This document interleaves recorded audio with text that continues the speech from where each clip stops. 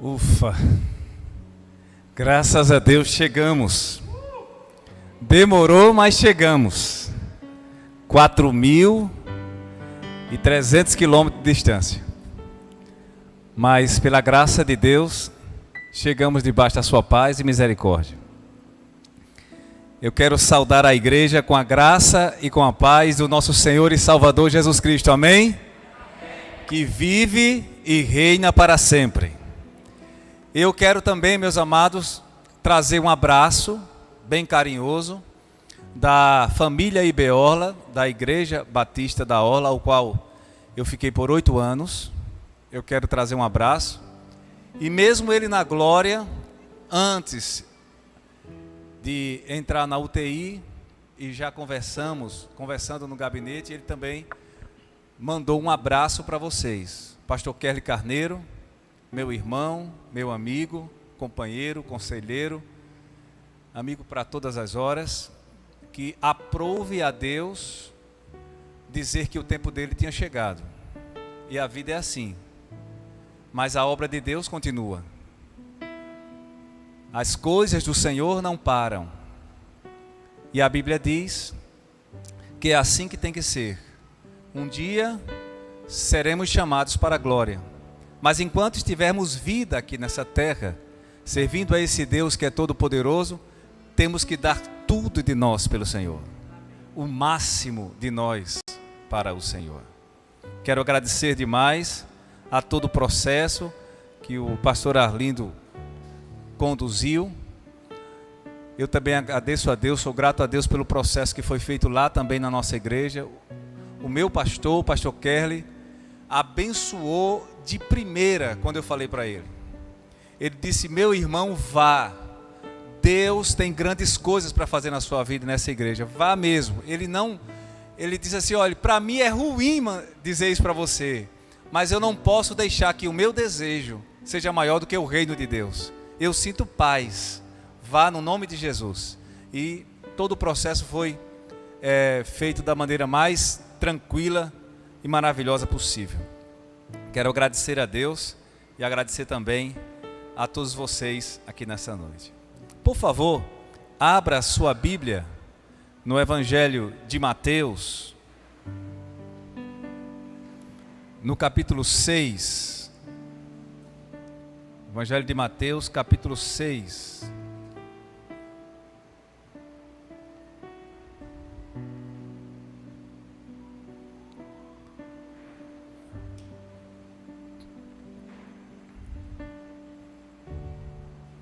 Evangelho de Mateus, capítulo 6, versículo 9.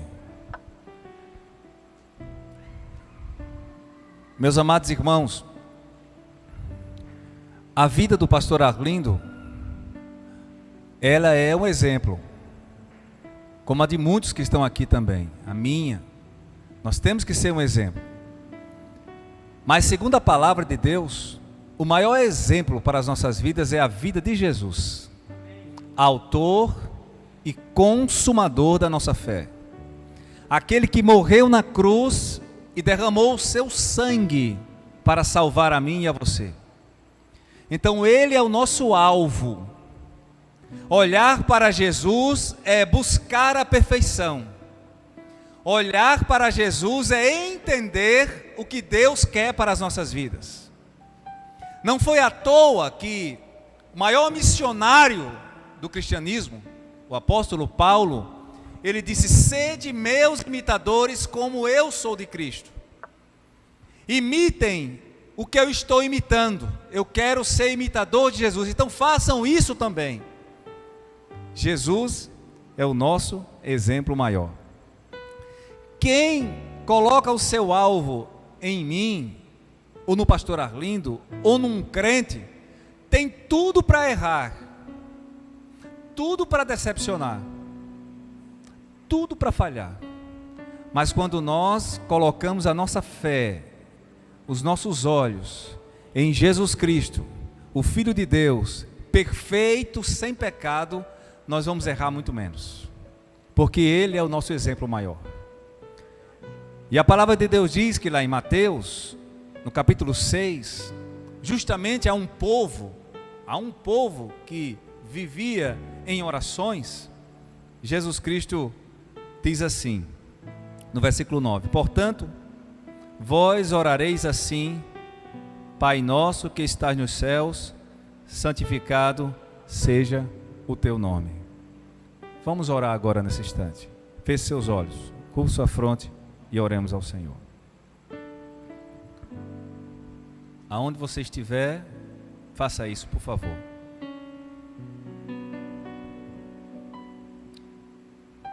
Você que está nos assistindo pela internet, faça a mesma coisa na sua casa. Feche seus olhos, concentre-se em Deus e vamos orar nesse instante. Faça isso com muita fé na presença desse Deus maravilhoso. E vamos orar ao Senhor. Nosso Deus, nosso Pai, queremos te agradecer pelo privilégio de estarmos aqui nessa noite. Queremos agradecer, Senhor, pelas bênçãos que Tu tens derramado sobre nossas vidas. Queremos te agradecer porque Tu és o nosso Deus. Nos abençoa, Senhor, nessa noite. Abençoa os que estão nos assistindo pela internet. Abençoa cada um deles em suas casas ou em qualquer lugar que eles possam estar. Abençoa todos que estão aqui neste lugar, Senhor, e nos faz cada vez mais parecidos com o Teu Filho Jesus Cristo, pois nós oramos agradecidos no nome de Jesus, amém, Senhor. Meus amados irmãos, o povo de Israel era um povo que vivia em orações. Eles tinham construído o templo de Salomão. Era um povo que vivia em sinagogas, lendo salmos, salmodiando, cantando na presença do Senhor. E lá no livro de Lucas, no Evangelho de Lucas, no capítulo 11, versículo 1, eles, os discípulos, começam a observar a vida de Jesus. Que coisa diferente da vida que nós levamos. Meus amados irmãos, Jesus Cristo, quando Ele estava aqui na terra, Ele teve uma vida de oração na presença de Deus. Era uma coisa linda de ver. Ele se retirava ao tiro de uma pedra, Ele orava ao meio-dia, Ele orava pela madrugada, Ele orava de manhã, Ele orava todo o tempo Ele estava orando pelas pessoas. Era uma vida de oração, 24 horas por dia. Era um homem, um Deus que se fez carne para ensinar a cada um de nós que a nossa vida também deve ser uma vida de oração, uma vida de busca do Senhor. E lá no Evangelho de Lucas, no capítulo 11, versículo 1, os discípulos, observando a vida desse homem, eles dizem assim: Mestre, ensina-nos a orar, como João ensinou os seus discípulos. Eles estavam dizendo: nós não sabemos orar, como nós também não sabemos orar. A Bíblia diz que nós não sabemos orar, mas o Espírito Santo intercede por nós com gemidos inexprimíveis. E muitas vezes nós ficamos procurando palavras para a oração ficar muito bonita, palavras difíceis em português. Isso não precisa, meus amados irmãos. Nós só precisamos orar com fé, esperança, acreditando que Jesus Cristo é o nome que está acima de todo nome, e todo joelho vai se dobrar e toda língua vai confessar que Ele é Senhor, para a glória de Deus Pai. E ninguém é maior do que Jesus. E no nome de Jesus há poder. Eu estou aqui hoje porque no nome de Jesus há poder. Como muitos aqui, como vocês estão, um dia eu estava sem Jesus, caminhando para o inferno, mas encontrei Jesus na minha vida, e a minha vida foi transformada completamente. A vida de Jesus era uma vida de oração. Antes de tudo que Jesus ia fazer, Ele orava. Orou para escolher os seus discípulos, orou para entender a vontade de Deus ali para aqueles, quando Ele ia falar alguma coisa ou ia pregar. Ele orava de madrugada pelos seus discípulos. Ele não parava de orar, até quando Ele foi para a cruz, Ele orou. Isso é exemplo para que eu e você possamos entender que a nossa vida deve ser uma vida de oração. A vida do cristão deve ser marcada pela oração.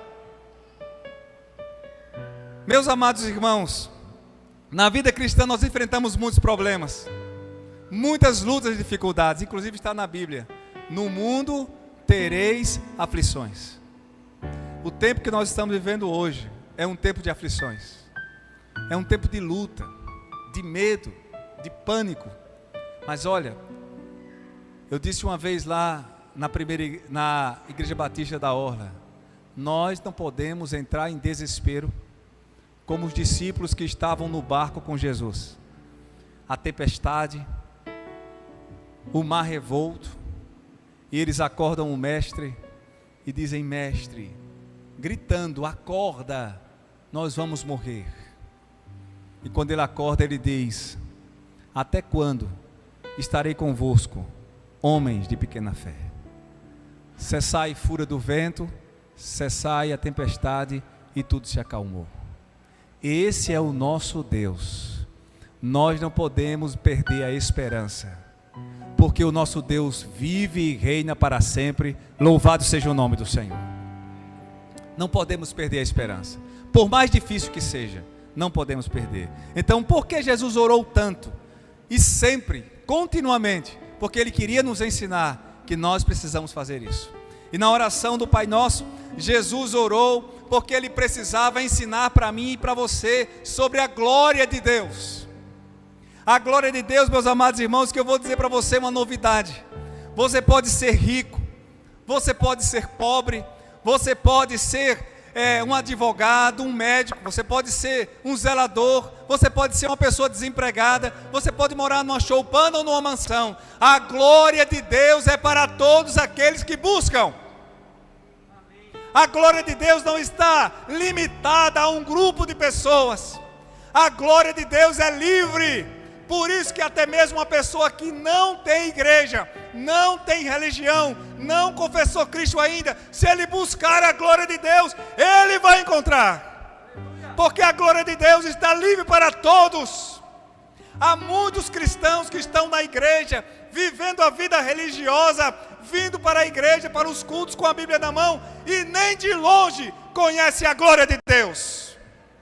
Porque a glória de Deus não é automática quando nós estamos na igreja, não é automática quando lemos a Bíblia. É preciso um coração aberto, sincero e puro, buscando a Deus com toda a força do coração.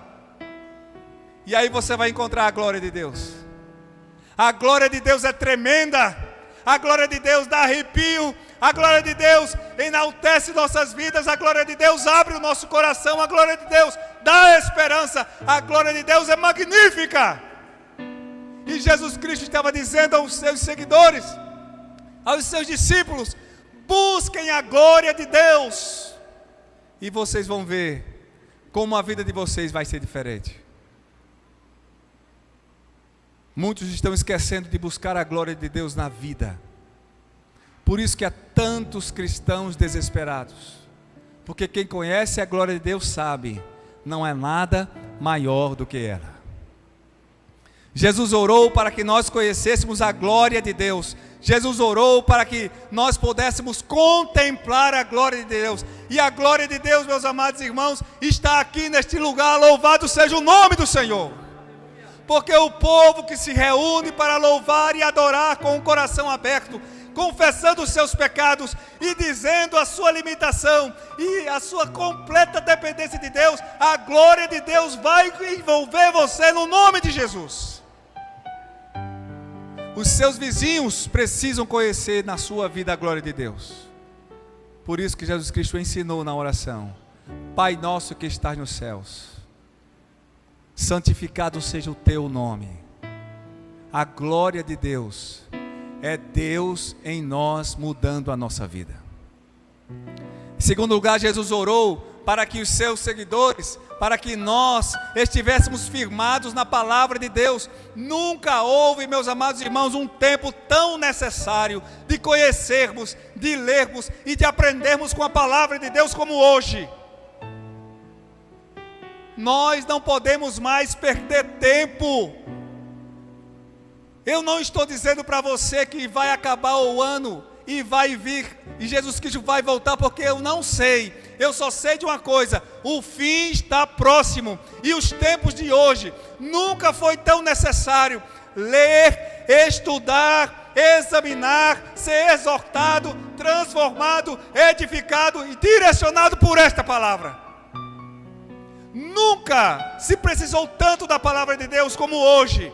Lâmpada para os meus pés é a tua palavra e luz para os meus caminhos. Louvado seja o nome do Senhor. Nós precisamos mostrar ao mundo que nós conhecemos o Deus das Escrituras, o Jesus dos Evangelhos, que muda, que liberta e que transforma, no nome de Jesus. E Jesus Cristo orou muitas vezes e ensinou os seus discípulos: precisamos ficar firmados na palavra de Deus. Eu vou dizer um segredo para vocês, sabe por quê? Todos esses anos, eu enfrentei muitas lutas. Muitas vezes, eu pensei até em desistir. Algumas vezes eu pensei em deixar de ser pastor. Pensei mesmo. O humano, a dor, as lutas que enfrentava na época. Mas sabe quem me salvou muitas vezes? Foi a palavra de Deus. Foi ela que me fez entender que Deus tinha muitas coisas ainda para fazer na minha vida.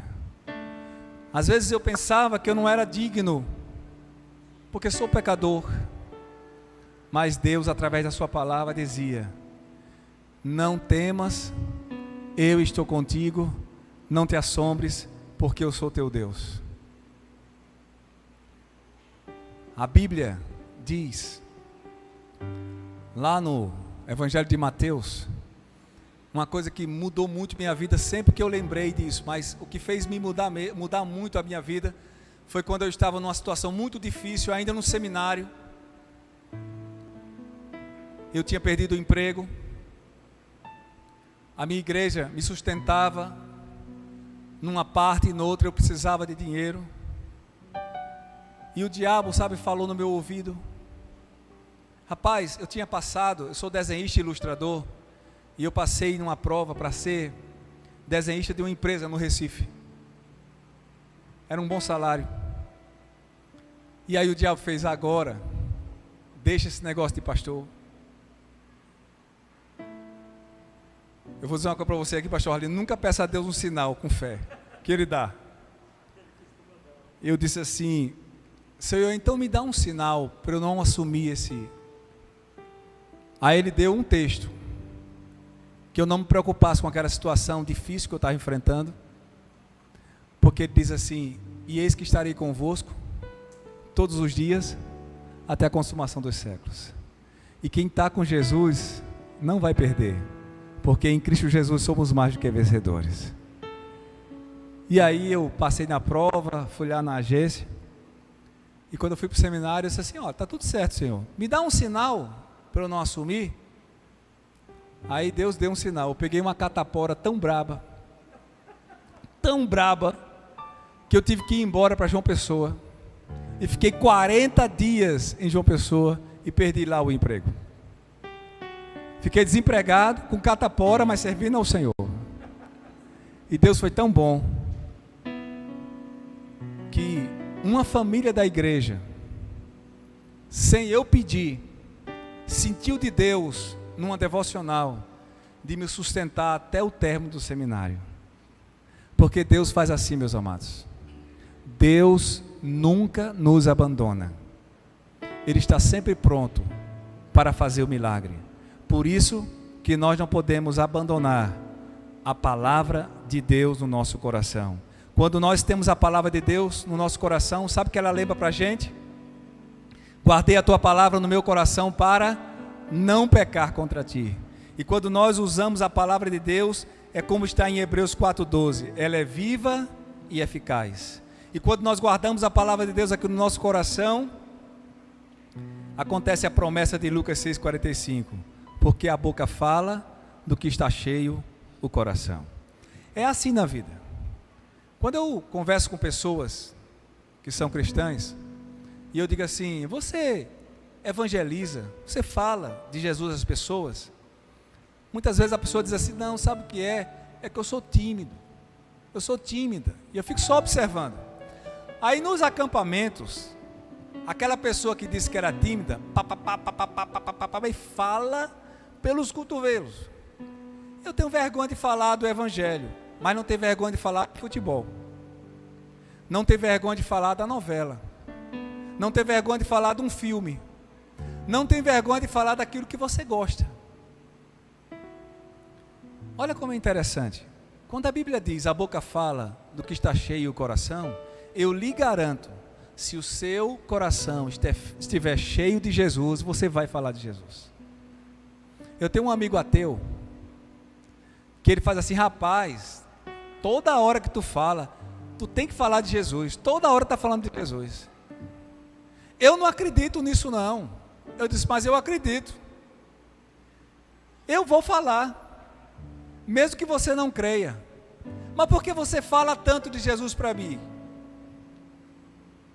Ele é um médico. Eu disse, é porque meu coração está cheio de Jesus. Eu não tenho como me calar. Pedro, lá em um livro de Atos, ele foi exortado a não falar de Jesus, ameaçado violentamente a não falar de Jesus.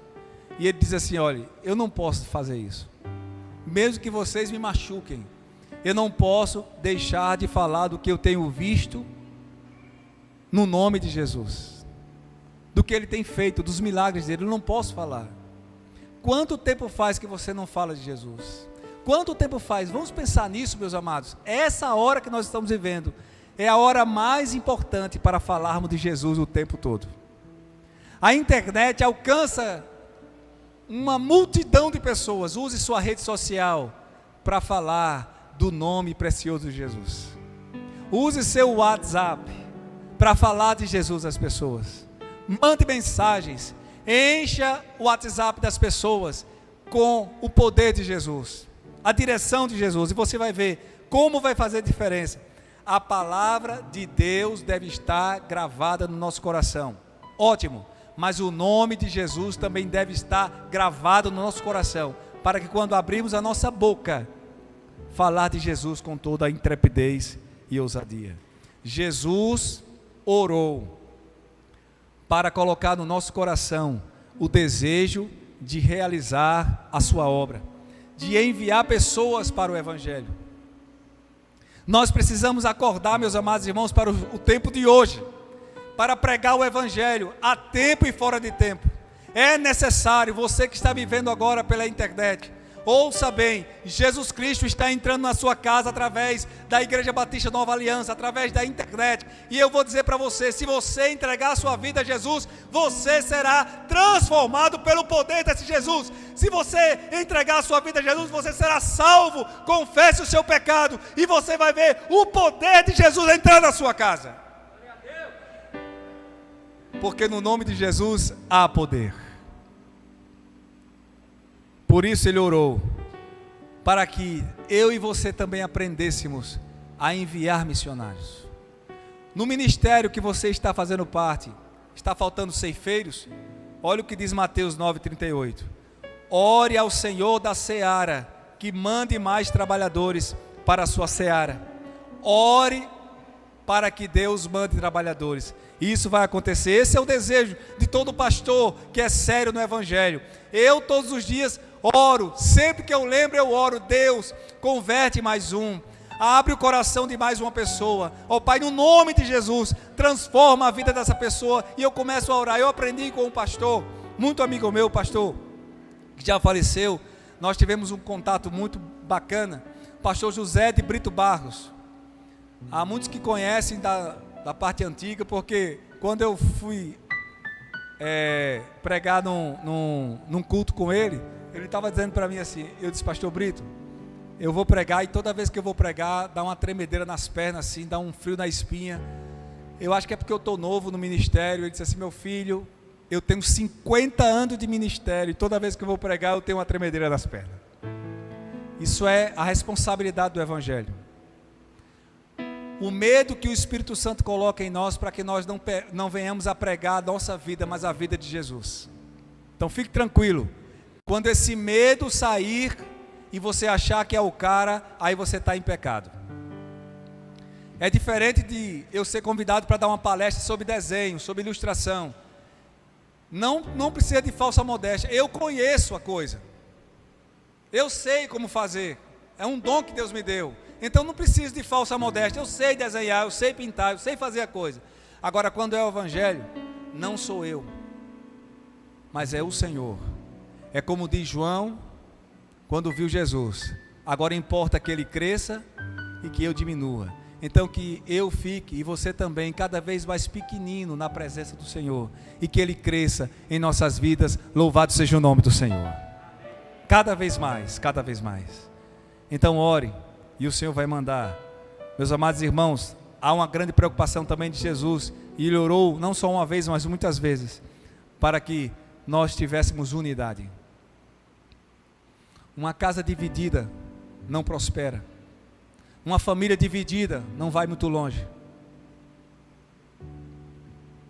Quando eu estava orando, antes de aparecer o convite da Nova Aliança, antes de aparecer todo esse processo que o pastor Arlindo falou, lá no começo, quando não tinha nenhuma igreja ainda, nenhuma igreja, eu estava orando fervorosamente para que Deus me enviasse para um ministério desafiador. A minha esposa chegou do meu lado e disse assim: eu vou com você para onde Deus mandar. Isso me deu uma paz e uma segurança muito grande. Sabe por quê, meus irmãos? Porque uma família que o pastor vem e a esposa não quer, é um problema. Nunca vai dar certo.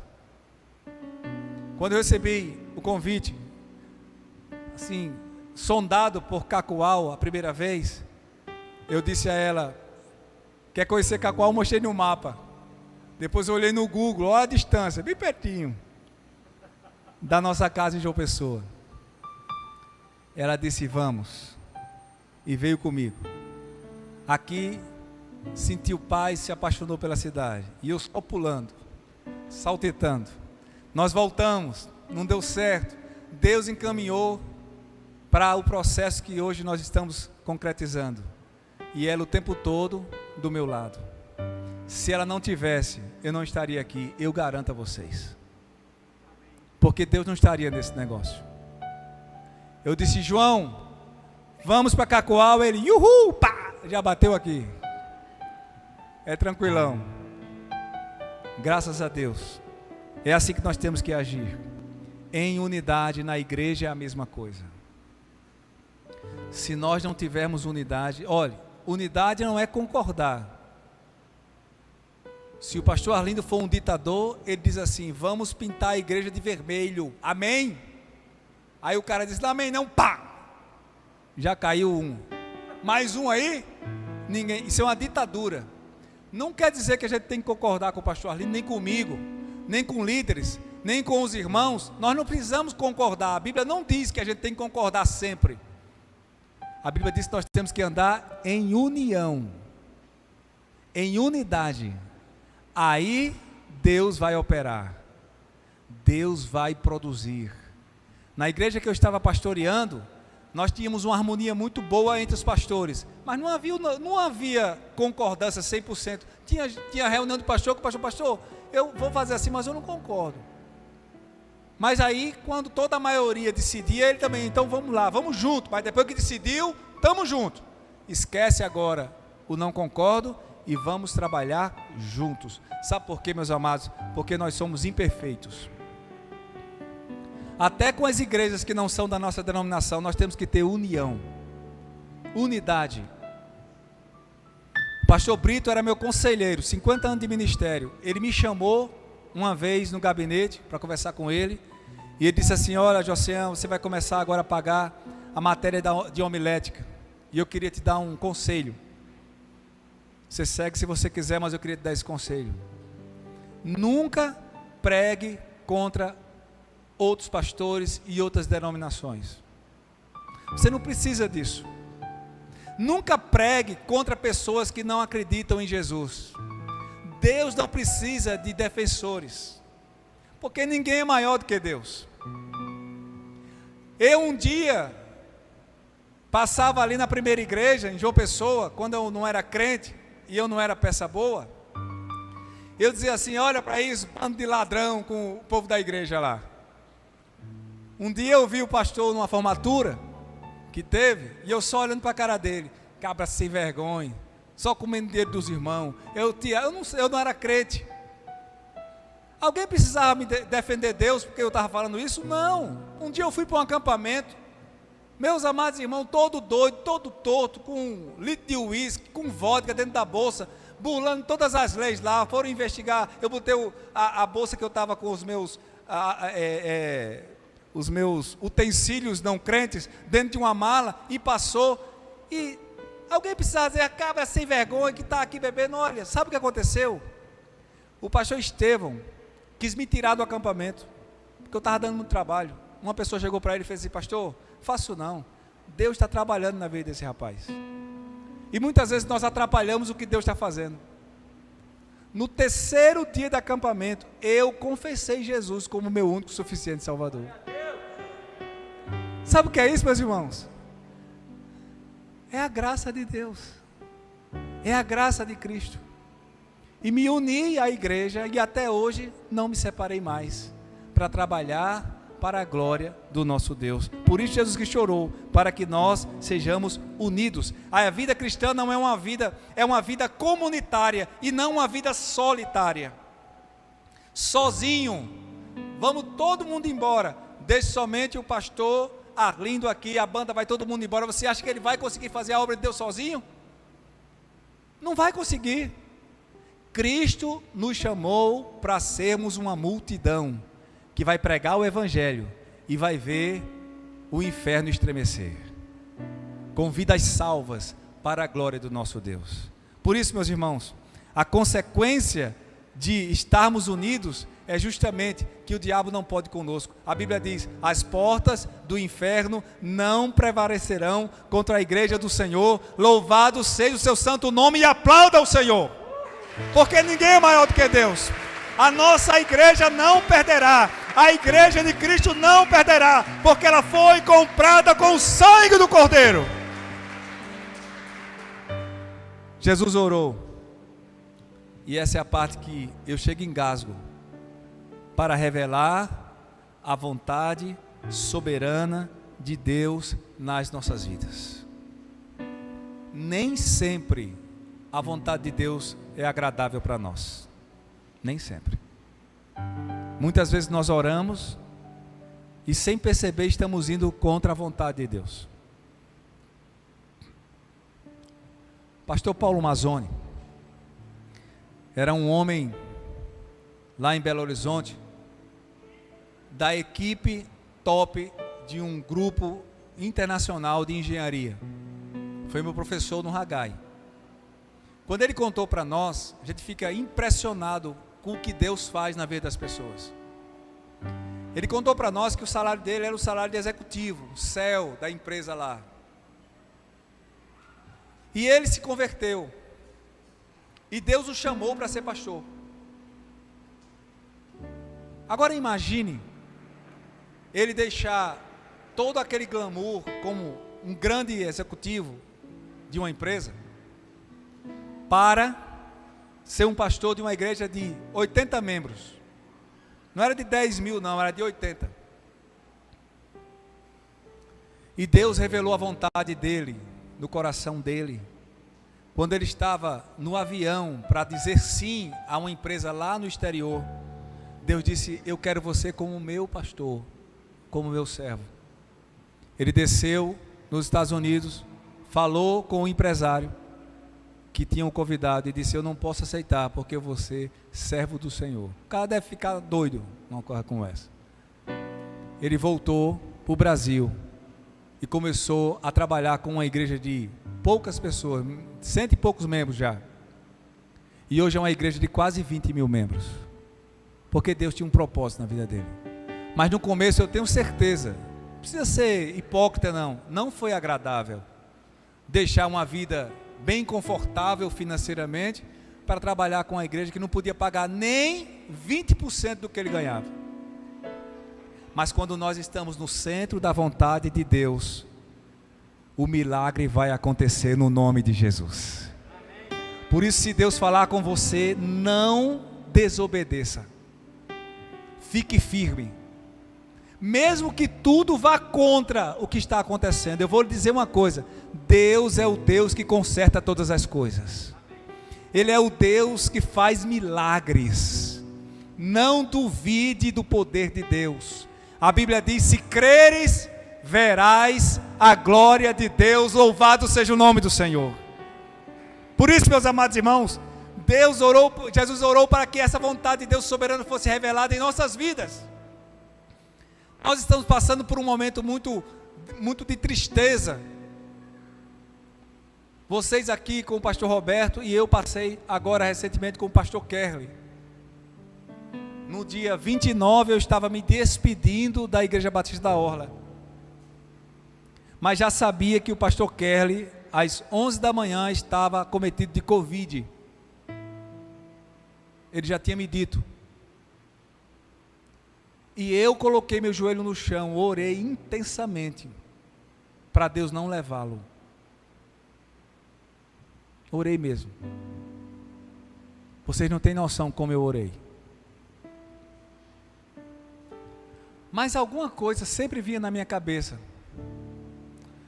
E o que vinha na minha cabeça era a agonia que Jesus Cristo passou no Getsemane. Eu não sei por que esse texto vinha na minha cabeça quando eu orava pelo pastor Kerley. Muitas noites eu chorei.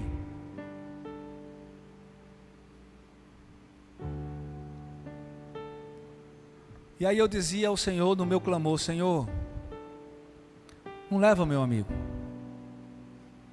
Foi quando um dia ele ligou para mim, perto de ser entubado. Ele disse: mano, eu percebi a respiração um pouco cansada. Ele estava com 70% do pulmão comprometido. E ele disse: mano, se eu morrer... Eu disse: rapaz, para com isso. Eu já estava querendo chorar, eu sou muito mole para chorar, a boca já estava trêmula já. Para com isso, cara. Tu vai sair daí. Vamos comer uma picanha. Ó, eu vou abrir mão do meu regime, a gente vai comprar uma picanha junto. Ele disse: escuta o que eu vou te dizer. Se eu morrer, continua glorificando a Deus. Continua vivendo o Evangelho como você sempre viveu, intensamente. Se eu morrer, não desiste de nada. Continua na presença do Senhor. E ali eu chorei. E ele foi entubado. E não voltou mais. 10 dias depois, Deus o levou para a glória. Como é que a gente fica? A gente fica muito triste. Mas há uma passagem no Getsemane, quando Jesus Cristo diz: Pai, eu fico imaginando como ele falou aquilo tão forte: se for possível, afasta de mim esse cálice, mas não seja feita a minha vontade, mas a tua vontade. Precisamos aprender a entender o que é a vontade soberana de Deus. E esse texto Deus me deu porque Ele queria me confortar, Ele queria me alertar. E foi aí que eu entendi. No dia que eu soube da sua morte, eu chorei muito, porque a Bíblia deixa isso muito claro para nós: alegrai-vos com os que se alegram, e chorai com os que choram. Então eu chorei, eu pranteei a morte do meu irmão. Mas eu sabia de uma coisa: foi a vontade de Deus. Como diz o pastor Arlindo, ele serviu a Deus com intrepidez e ousadia. Se vocês o conhecessem, vocês iam entender o que eu estou dizendo. Foi um homem íntegro na presença do Senhor, um homem de Deus, mas aprove a Deus levá-lo. Eu comecei a me lembrar dos momentos felizes que eu tive com ele. Meu coração foi se acalmando, porque a dor vai assim, acalmando. E hoje eu sei, eu orei tanto e Deus tem confortado o meu coração, de saber que Ele está num lugar melhor do que nós. Está na glória com o Pai. Jesus Cristo nos ensinou que nessa vida nós vamos aprender a lidar com a dor e com o sofrimento. Mas quem está vivo não pode desistir jamais. Mas nós tivemos uma notícia excelente ontem. O pastor Daniel, que também na nossa igreja, estava na UTI, entre a vida e a morte. E ontem foi para casa, curado da Covid. Louvado seja o nome do Senhor. Amém! Glória ao nome do Senhor. Glória ao nome do Senhor. Sabe o que acontece aí, meus irmãos, que nós temos que entender? Foi assim a vontade de Deus. Deus sabe o que faz, nós não sabemos. A Bíblia diz lá no Antigo Testamento: os meus caminhos não são os vossos caminhos, nem os meus pensamentos, os vossos pensamentos, porque os meus caminhos são melhores do que os vossos caminhos, e os meus pensamentos são melhores do que os vossos pensamentos. Deus é todo poderoso e soberano. E nós temos que aprender com Jesus a termos humildade de entender a vontade de Deus para o nosso coração. Se nós compreendemos isso, vamos sofrer menos. Há um texto lá na Bíblia que diz, meus amados irmãos, falando ainda sobre oração: orai sem cessar, lá em 1 Tessalonicenses 5,17. Mas muitas vezes nós entendemos errado esse texto. Entendemos assim: orai quando precisar. Nós não podemos fazer isso. A nossa vida deve ser uma vida de oração, uma vida marcada pela oração, pela vontade de Deus. Por isso, meus irmãos, Jesus orou tanto. Orou para que eu e você possamos aprender a buscar a glória de Deus. Orou e foi exemplo para que possamos entender que nós precisamos estar firmados na palavra do Senhor. Orou e nos ensinou para que possamos aprender que temos que andar em união. Orou para também que nós venhamos a entender a soberana vontade de Deus. E que Ele nos abençoe, no nome de Jesus. Amém? Amém? Vamos orar. No nome de Jesus. Feche seus olhos agora e vamos orar. Aonde você estiver. E eu sei que cada um aqui deve estar passando por alguma luta. Um processo difícil. Alguma pessoa doente na família. Ou quem sabe mesmo você. Mas eu queria que você não desistisse de orar nunca. Porque enquanto há vida, há esperança. A vontade soberana de Deus, ela age todos os dias em nossas vidas. E ore com fé, porque se for da vontade de Deus, eu vou lhe dizer uma coisa nessa noite, você que está nos vendo pela internet, for uma doença, Deus vai curar, em nome de Jesus. Se for um desemprego, você vai arrumar um emprego no nome de Jesus. Se for uma angústia muito grande, Deus vai levantar você com entusiasmo no nome de Jesus. Se for um choro de uma dor muito grande, Deus vai enxugar suas lágrimas em nome de Jesus. Porque Deus pode todas as coisas. Se for a vontade dEle, tenha certeza, a sua vida vai ser restaurada no nome de Jesus. Porque não há nada impossível para o nosso Deus. Coloque agora no altar do Senhor esse seu pedido agora. Coloque no altar do Senhor com fé. E diga: Senhor, está aqui nas tuas mãos. Eu não posso fazer nada, mas tu podes. Faça isso agora. E vamos orar ao Senhor. Nosso Deus, nosso Pai, queremos te agradecer, Senhor, pelas bênçãos que tu tens derramado sobre nossas vidas. Queremos te agradecer pelo sim que tu nos dás e também pelo não, Senhor. Queremos te agradecer porque sabemos que tudo coopera para o bem daqueles que te amam. Por isso, Senhor, queremos colocar esse pedido na tua presença. E agora também queremos colocar, Senhor, a nossa vida no Teu altar. E queremos dizer a Ti nessa noite, Senhor, nos usa com poder, com ousadia na cidade de Cacoal. Nos usa, Senhor, nesse Brasil, a quem está nos ouvindo agora e vendo. Usa o Teu povo, Senhor, para transformar essa nação, Pai. No nome de Jesus, Pai. Usa-nos como instrumento nas Tuas mãos.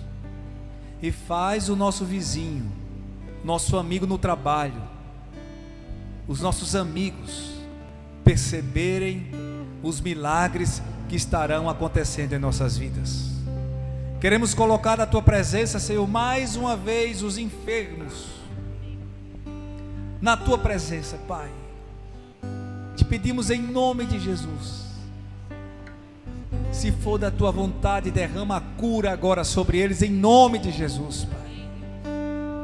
E usa ainda mais esta igreja, a Igreja Batista Nova Aliança, o ministério do pastor Arlindo, Senhor, que Tu deste a ele, entregaste nas mãos dele. Usa o Teu servo com poder, Senhor, nessa cidade. Usa ele como instrumento de transformação, Senhor, da Tua palavra, levando o Evangelho ao coração das pessoas, Pai.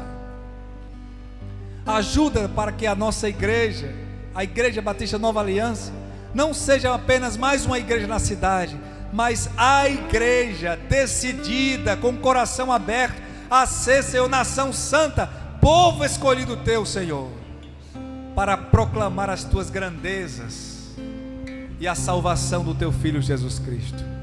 Nos usa, Senhor, com ousadia, como vasos, instrumentos nas Tuas mãos. Te pedimos, ó Pai, que Tu assim faça, segundo a Tua vontade, o Teu desejo nos nossos corações. Somos servos, Senhor, e queremos Te obedecer, porque oramos com alegria, no poder que há no nome de Jesus. Amém, amém, amém. Glória a Deus.